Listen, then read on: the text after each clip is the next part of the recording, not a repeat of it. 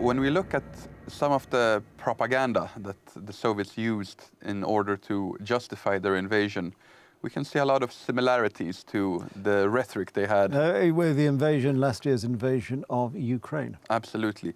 Accusing Poland at that time, or Ukraine today, of not being a real state, of lacking history, of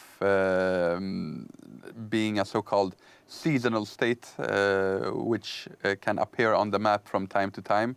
This was an concept that the Germans had initially invented, but it was quickly adapted by the Soviet Union as well. The irony, of course, is that Poland's history is far, as a state, is far longer than the history of Russia or the Soviet Union, then Russia, and before that, of course, the state of Muscovy. Poland had a history far and the same can older. And the same can be said of Ukraine, of course. But also of Germany, which technically was created in the 19th century, so not that old of a state. But for the Germans and for the Soviets, these were inconvenient truths that they would rather not pay attention to. Poland, as some others, there was a slew of states that were created around the year 1000. So you could say there are a couple of states that are even slightly older, going back to the 8th, 9th century or so. But many of them at least were created around the year 1000. Poland was one of them. And then we have that second wave of states being created during the haymark of nationalism during the 19th century. States such as Romania, for example, or after the First World War, you had states such as Finland or Slovakia appearing on the map. But Poland did not belong to that category of states. However, the Soviets used that as one of the reasons for invading. Another was the returning argument that the Soviets come with.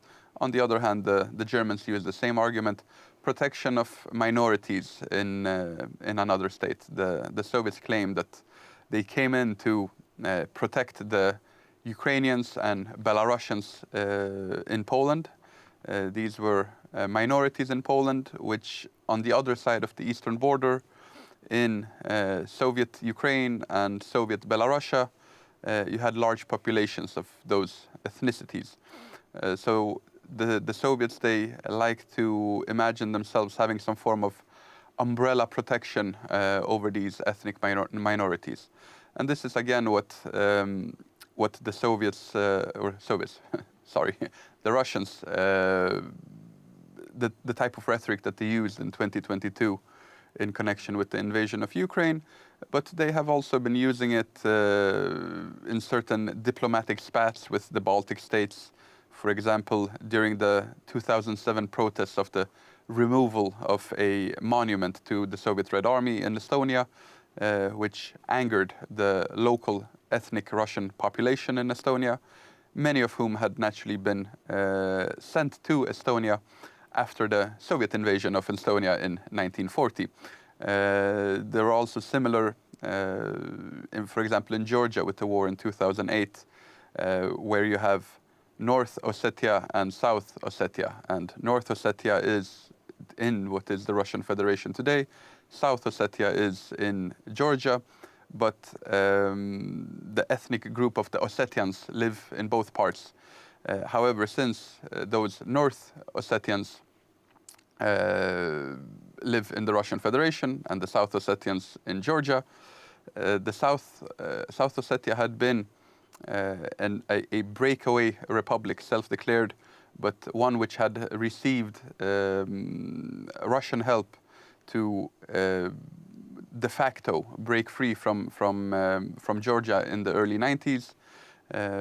And then when Georgia was trying to reinstate its territorial integrity, the Russians attacked with a full-scale invasion of Georgia. They had naturally been provoking that situation in the lead up to it. The South Ossetians had increased their intensity of artillery shelling against Georgian-controlled areas of Georgia. So this this protection of national minorities is something that the Russians have been doing for a long time.